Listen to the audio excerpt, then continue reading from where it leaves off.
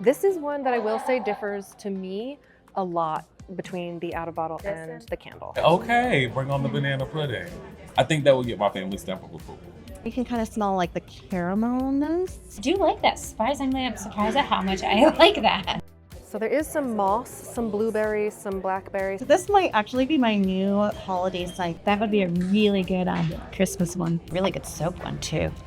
It's full. It's not just that bright, fruity. I can smell the moss. Sauna house. This is something I would definitely see over there in that space. Like almost evergreen, but has its own little twist to it. I definitely got the cedar and amber from that. It's really light and it reminds me of like a light dusting of snow in the forest. I like everything mascarpone because I'm a big girl. I love it. It smells delicious. Definitely has that sugary smell that I like a lot. I want to eat that. I can't eat that. I can't eat that. It's fruity, but it has like a density to it that balances it.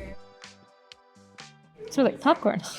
A warm, cozy morning, a nice coffee. I'm gonna pull something yummy out of my oven now and eat it, you know? Yeah, that's going to be right up your alley.